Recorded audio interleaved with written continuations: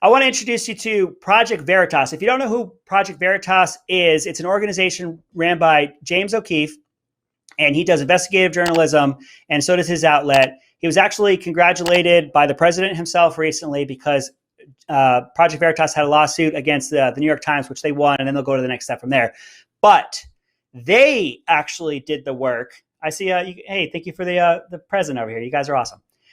Project Veritas did the work to find out what was going on inside those cages. Did the media do it? Nope. Sure didn't. Project Veritas was able to get some imagery. Juan, can you please play for me cut 7 and make sure that my mic is still up, please? I'd like to narrate over this one.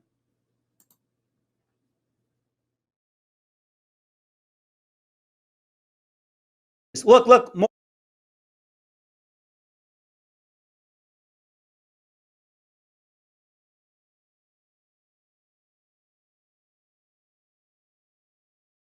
Separation like my kid has to do at school. Look at this. Look at all this. Not kids in cages. Definitely not kids in cages. Not kids in cages here, right, folks? All right, Juan, bring it back to me. Bring it back to me. There I am. There's your not kids in cages, folks.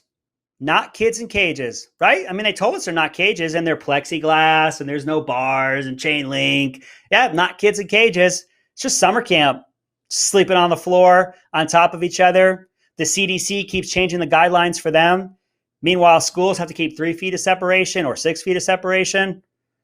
I get yelled at if I stand within 6 feet of somebody at the subway, but these kids who aren't tested are sleeping on the floor on top of each other in a pod in jail-like conditions. Sorry, in jail-like conditions, as they told me it was called. Here comes again. Imagine if it were Trump. You don't even have to imagine. You do not even have to imagine if this were Trump in those exact same facilities. Those exact same facilities. When Trump had children in there, they were called concentration camps. There's a hack POS, human piece of garbage named Joe Scarborough over on MSNBC. He was saying at the time that, I see your presence over there, you guys are awesome. He was saying at the time that the children were being marched into showers. Absolutely horrifically disgusting. Now, I can't talk about what he means there. And if you know, hey, you guys are awesome over here. Thank you for all the presents. If you know what I'm talking about, you know what I'm talking about. I want you to look it up. I can't say it here. Why? Because I want to stay on. Joe Scarborough can say horrible, disgusting things like this.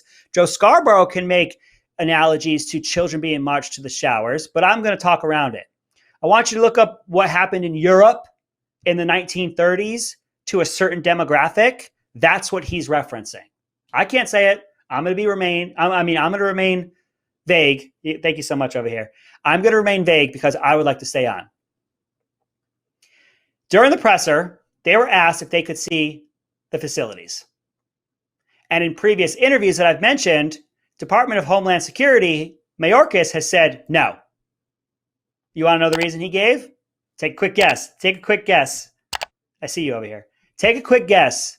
The reason. COVID. So those pictures I just showed you of the children sleeping on top of each other, some tested, some not, some positive, some not. I think they're separating them. I'll give them some credit. I've seen some pictures where I think they separate them. But that being said, we can't go in there because of COVID. But the kids can all be on top of each other. They can be at 1,556% capacity, living in the same COVID world that I'm living in. But I can't go in there. You can't go in there. You're going crazy over here. The press can't go in there because of COVID. The children are sleeping on top of each other.